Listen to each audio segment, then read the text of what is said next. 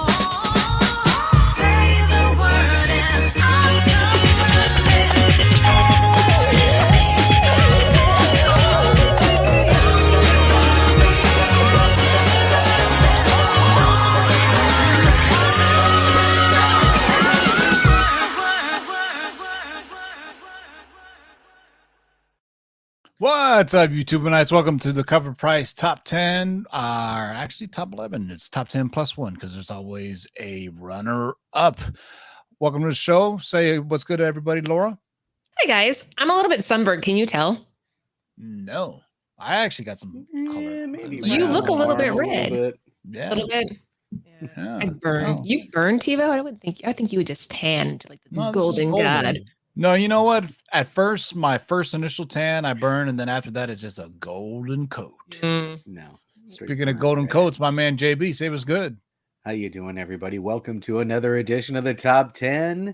I think a couple people are going to have a couple of these. So this is the list where you can actually score. Make sure you tune in on Thursday too for the list that you don't score in. But welcome to the show. It's a good one. Sit back, relax, and enjoy.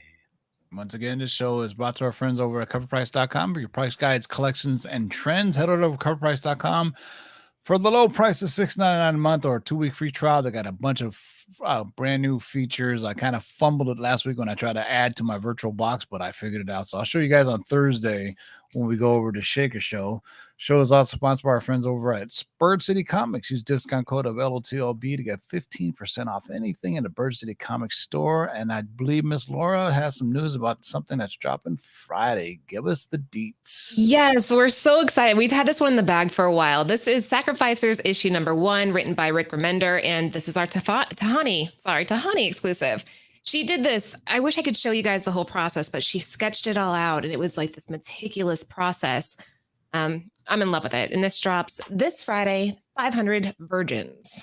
Wow. And there if you go. You would like to know exactly when it drops, text the word exclusive to the number 833-550-0802 to subscribe.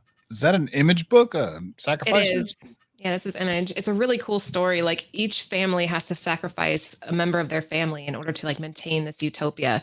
Kind of has like a really twisted Hunger Games vibe to it. Easy. I know what fam. No, I'm just kidding.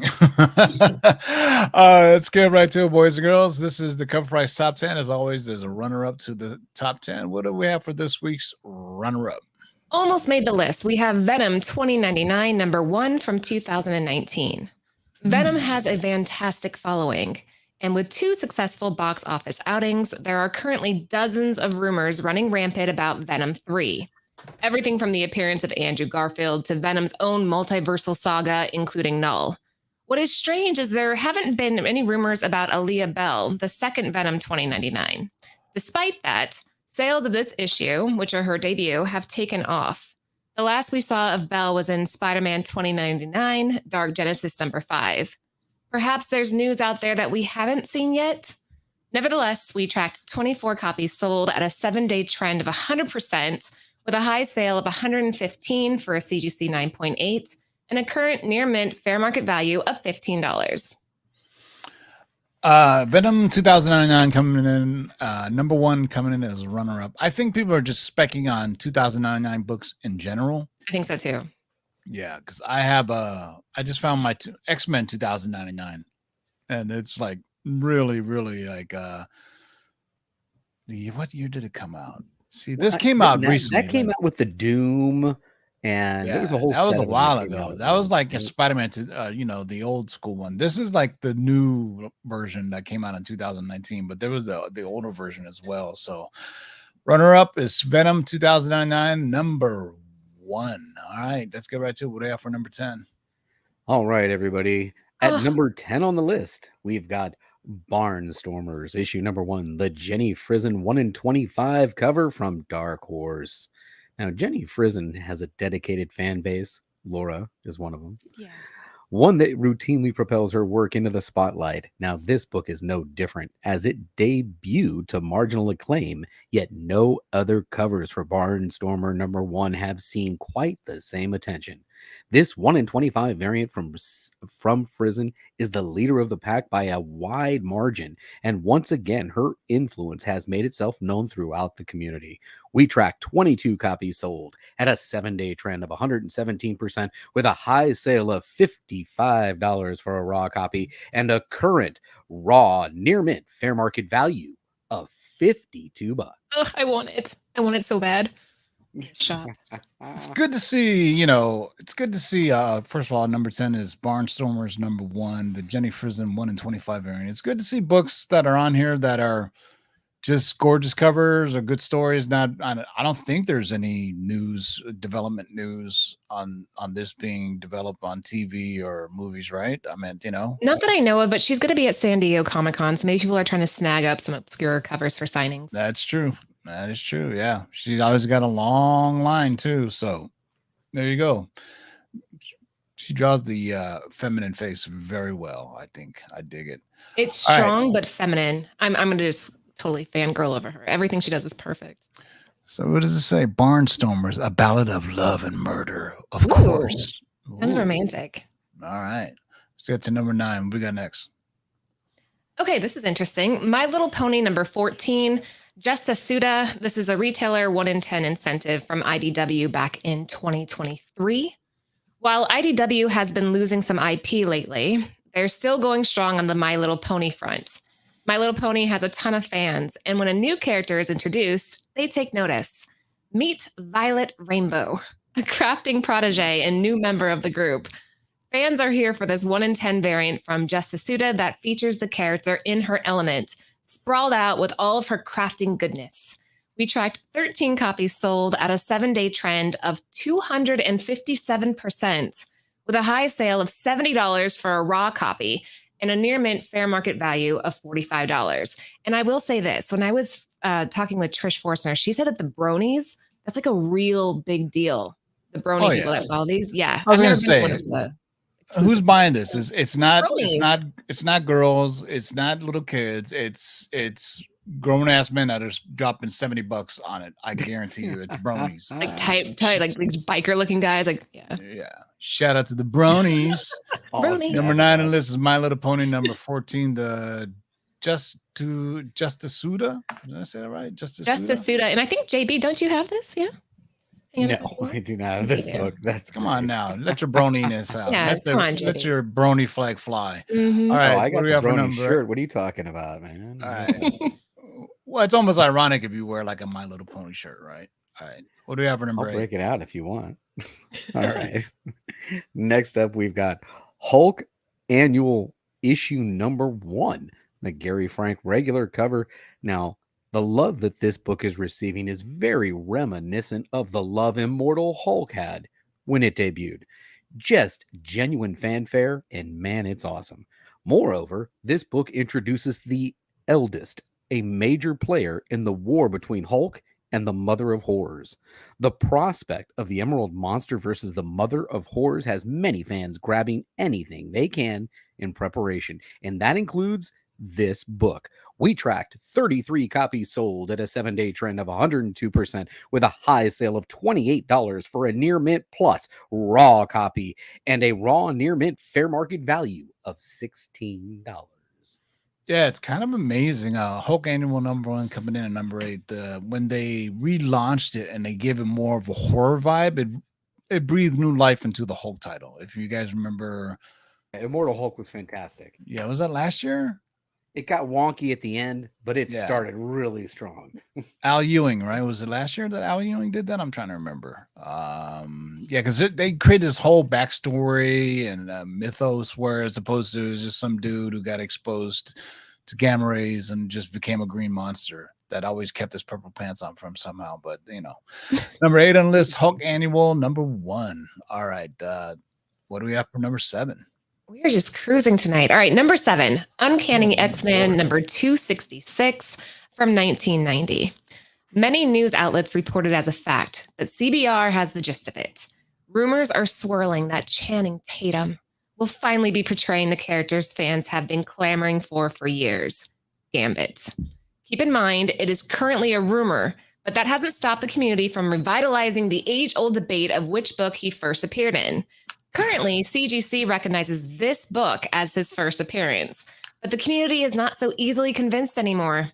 We tracked 28 copies sold at a 7-day trend of 125%, with a high sale of $760 for a CGC 9.8 and a raw, very fine fair market value of $161. So settle the debate, TiVo. Is this the first?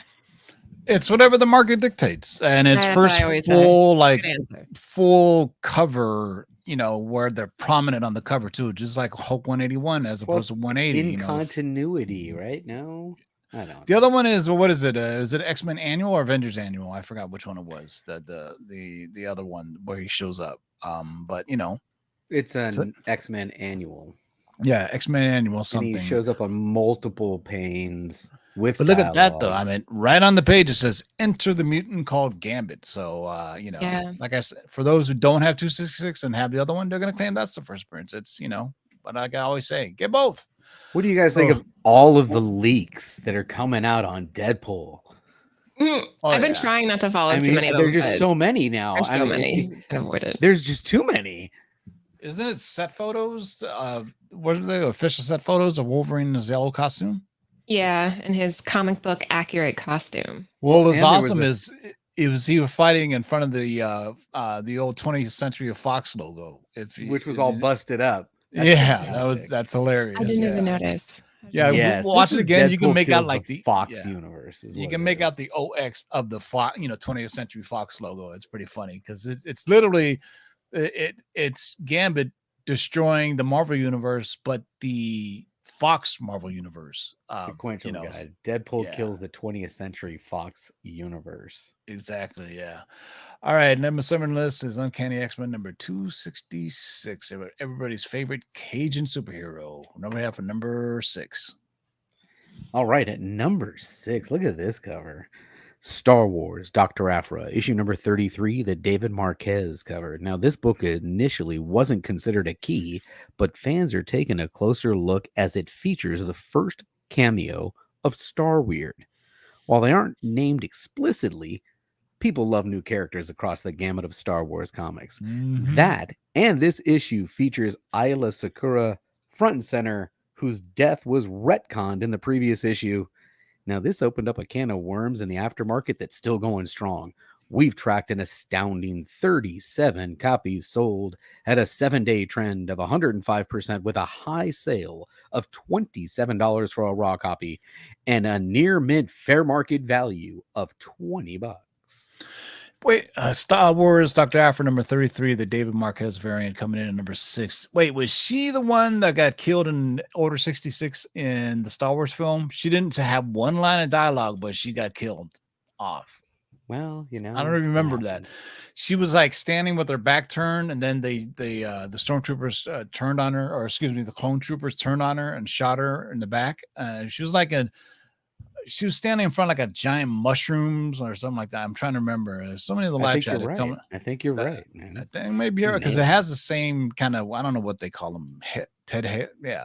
Uncanny Swag says, yeah, that's her. So, so cool kind of post-mortem spec, I guess. First time, appearance in a comic book, but they've already been killed off in the cinematic universe. So that's interesting. It is. Yeah. All right, what do we have for number 5? Moving quite along briskly, boys and girls, so you don't miss Nearing Nirvana. All right, number 5, we have Elektra, the movie number 1 from 2005. Many may forget, but Elektra appeared in the Ben Affleck Daredevil and later got her own spin-off film. It was critically and commercially panned. But hey, the nostalgia is flowing these days. Per The Hollywood Reporter, Jennifer Garner is set to return as Elektra for the upcoming Deadpool 3. This news has caused the comic adaptation of the film to surge into the spotlight once again, a book that few saw coming. We tracked 24 copies sold at a 7-day trend of 214%, with a high sale of $22 for a raw copy and a very fine fair market value of $9. Elektra, the movie number 1 coming in at number 5. I can totally see her reprising her role because she has aged very well. I mean, you know what I'm saying? Yeah, she's so beautiful. She's still, I mean, she does those commercials for, I forgot what company, but she doesn't seem like she's aged at all, man.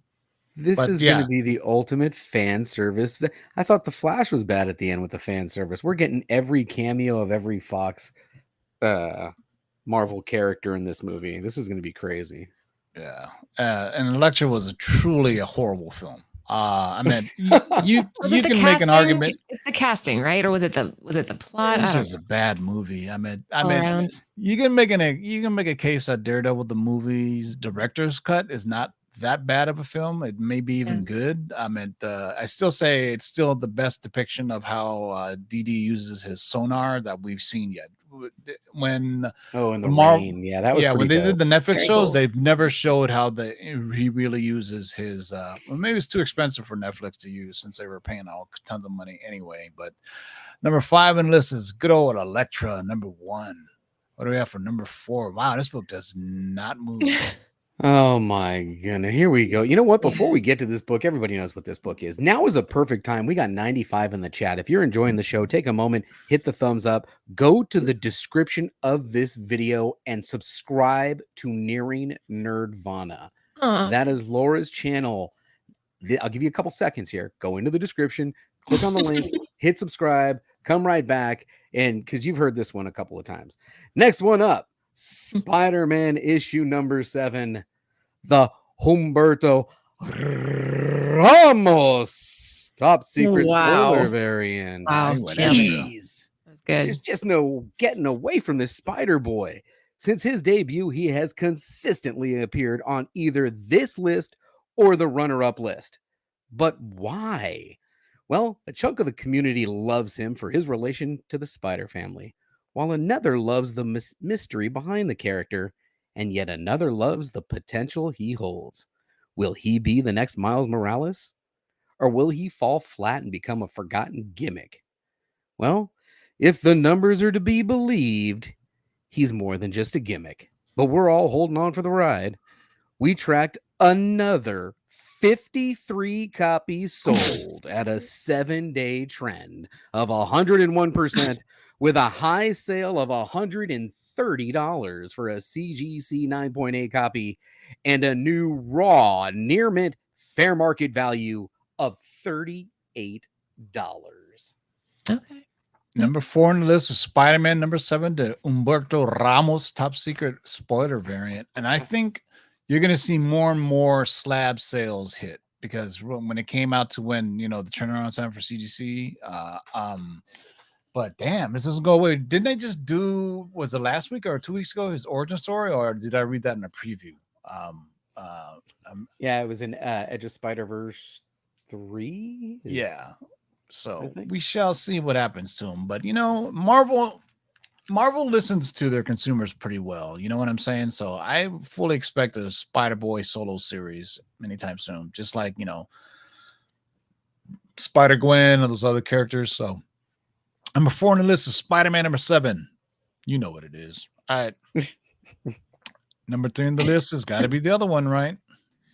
All right, yes. So X-Men Annual number 14 from 1990. We touched on it already, but the community is grabbing the rumor that Channing Tatum is set to play Gambit, and they're just running with it. Thus, the age-old argument of which book he appeared in first rears its head. As mentioned, CGC recognizes Uncanny X-Men number 266 as his first appearance. Yet he has much more than a cameo in this book, appearing in 15 panels across 9 pages, and is even name dropped. The confusion arises because this book was released before 266, yet the events within take place after those in 266. It's all quite confusing, and at this point comes down to preference. But the debate still rages and will continue until it's settled once and for all. We tracked 28 copies sold at a 7-day trend of 243%, with a high sale of $225 for a 9.8 CGC and a raw near mint fair market value of $40. Does that change your mind, TiVo? That new information? Does that new information that we I've known that information. Change anybody's mind as to what you thought prior to that? I didn't know that the story actually takes place after the events in 266. It's just the other cover does more. I mean, the other cover does more than this cover. I mean, as simple as that. You know what I'm saying? I mean, you know, say what you will, you know, but, you know, like I said, whoever has one is going to poo-poo with the other, you know, that's just the way it goes, you know. But same with, you know, one Hulk 180, 181 to, you know, if you, with that one, this one is a lot easier or worse. I mean, freaking, what, 14 panels on 10 pages? 15 panels, 9 pages, name dropped. As opposed to Hulk, which was what, you know, what, maybe and 2 the or book 3. was released first. This was released first. Yeah, so there you go, man. Told you guys it's gonna be in the list. So just be careful. We haven't gotten confirmation, but you know what? Gambit is eventually gonna come as soon as I start doing the X-Men stuff, but I don't expect any announcements anytime soon since, you know, San Diego Comic-Con is not going to have any big presence by Marvel or DC and any of the big studios. So thinks they're holding it off, hopefully to D23. From all signs, it doesn't look like the WGA strike is ending anytime soon. And a matter of fact, the Screen Actors Guild contract is coming up too, which could really screw things up. And that's why you're seeing so many damn reality shows on, because they don't require, they're not part of the writers union or some shit like that, because you know, reality show supposedly it's not scripted, but matter of fact, things TiVo that you should watch, sponsored by nobody. Did I already mention the American Gladiators documentary? Tell us about it, TiVo. And it's a documentary. It's on Netflix. It's called Muscles of Mayhem, and it talks about American Gladiators and how it came into existence. And the reason it was so popular in part was there was a writer strike at the time, and so you were limited on what you could watch. But it also shows like the seedy underside of it. They weren't paid well and anything, but it's very interesting. And it was interesting when that came out. I had just seen a 30 for 30 on ESPN about American Gladiators, about the main guy.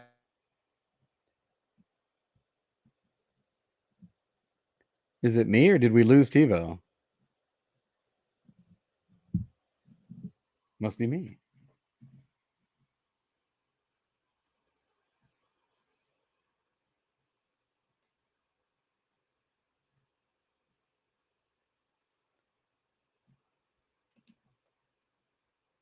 Did everybody freeze? Oh, we lost JB. We lost Laura. Okay, hold on. Can you hear me? Yeah. Sorry. Yeah. Whose turn is it? It's JB's. I'm back. Oh yeah. Sorry. Yeah. Sorry about that. I got frozen up there for a second. That was me. All right. Number 2 on the list and my last read of the night. Shout out to the 118 strong. Man, you know how I love the crowd. Come on, folks. Give me a thumbs up if you're enjoying the show. Next up, Spider-Man 2099, issue number 1, originally published in 1992. Let's be honest. The Flash film has fallen pretty flat since it debuted. This has led Across the Spider-Verse to claw its way back into the spotlight and hold on strong. Spider-Man 2099 was the beloved newcomer of the film, along with many others, and has quickly become the face of the latest installment.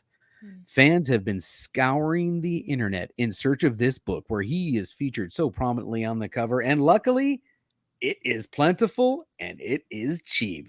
We tracked 83 copies sold at a 7-day trend of 112%, with a high sale of $230 for a CGC 9.8 and a raw near mint fair market value of only $22. I mean, there's tons of copies of this printed back in 1992, but there's still room for it to grow, I feel, because there's going to be a part 2 to the animated sequel. So, and then, oh God, what was the name of that character? So I was watching online, and they were talking about the deleted scenes or unused footage of I think they call him Miles B. Parker or something like that, where he's basically hangs out with the Prowler, and they're like Robin Hood vigilantes. They steal and they give back to hospitals and stuff. Go look it up. It's pretty cool. It's cool. Oh. And they zip around. He doesn't have Spider-Man's powers, but they zip around on the Prowler's kind of similar to Batman's, what do they call it? Whatever hook that he uses, but it's pretty cool the stuff that they use for that. I don't know if there's a comic book version of them. I'm trying to think. I think there is, but look it up. But it's very interesting, man. It's so can't wait for the sequel to come out, man. I hope they filmed them back to back so it wasn't impacted by the writer's strike. So number 2 on the list is Spider-Man 2099. Let's get to number 1. Let's hold off on the giveaway, JB. Let's make them comment on this week's video, and then we'll give something away on Thursday. I like that. That sounds good. All right. We'll give them some time. And this came out of left field. I did not expect this. Yeah, but it's been all over social media. All right. At number 1 this week, we have Extreme Venomverse number 4, the Takashi Okazaki 1 in 25 from 2023. By all accounts, fans are loving this series. It's been highly rated and sought after. Add a first few appearances to the mix, and you have a hot book. This issue features the debut of Venom Noir, plant-based symbiote Flora, and a manga version of Venom in Necroco. I think I'm saying that right. Well, this 1 in 25 variant from Okazaki features Necroco front and center, and it has been the pick of the litter for fans. It's seen a sharp rise since release, and that incline is only getting sharper. We tracked 81 copies sold at a 7-day trend of 141%, with a high sale of $190 for a raw copy. What? And a near mint fair market value of $137. Damn. I know. Well, man, who was ordering, that many Extreme Venomverse number 3s? I think there's a lot of these out there. I mean, I see people posting like stacks of them. Yeah. Maybe I'm Could be the cart leading the horse or FOMO or anything like that. But, with the news of, them doing the Venom film and, Venomverse stuff and, Sony is somewhat limited on what they can do, right? I mean, they have Spider-Man and Venom and, now Kraven, which I thought the trailer was cool. I don't care what people think. Man, that was a pretty bloody trailer and I dug it. So, at first I was thinking why not put it, give us Gwenpool or something like that in the film. You know what I'm saying? Yeah. Remember when Gwenpool was a thing and all those? I think Gwenpool's still kind of a thing. I never would have guessed that was Takashi. He did the cover for Visions, right? The Star Wars cover that everybody wanted. I believe so. Yeah. I think it was him. And like his style is so unique. And I don't know. I would not have recognized this as one of his. Yeah, but go figure. Out of nowhere, man. So, for organic first appearances, or you think it's coming to Sony, what do they used to call it? Spunk? Sony Pictures Universal Cinematic Universe. It was a really, really bad acronym. It wasn't like MCU or DCU. SPU Spunk. Trust me, there's a weird acronym for it. So just don't look for spunk or something like that, man. But anyway, that's it, boys and girls. Tidy, nice 33 minutes, so you guys can enjoy the All-Star game. Or actually, you should be watching your Nerdvana, which you're going to be directed to next. Laura, what do you have for tonight's show?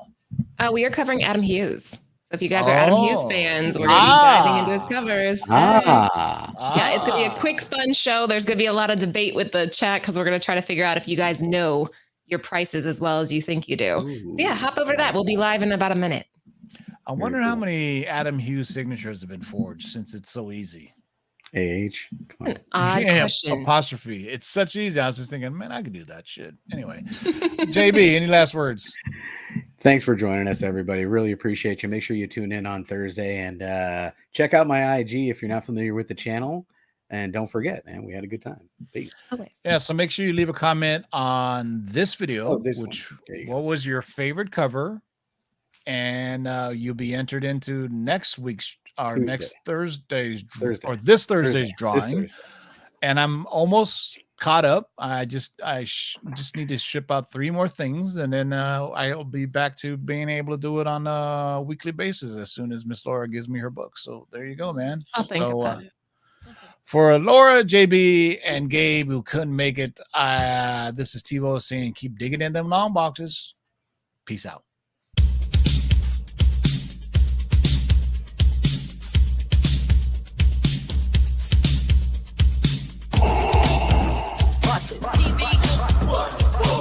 Shake and make it, pull it back. Oh my God. Hold on and get some, boys.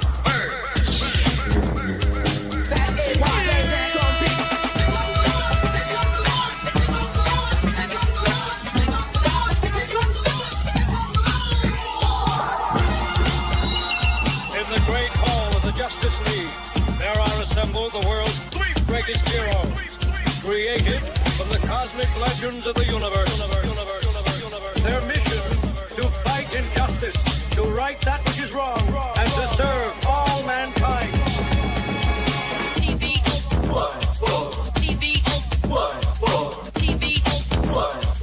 Now that's a name I've not heard. In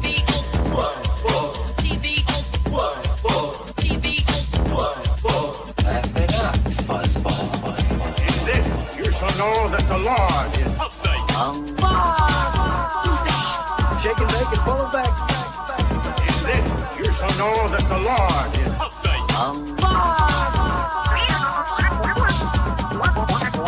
In this, you shall know that the Lord is Go on and get some, boys. Jack, here's the deal. I'm the best there is. In this, you shall know that the Lord is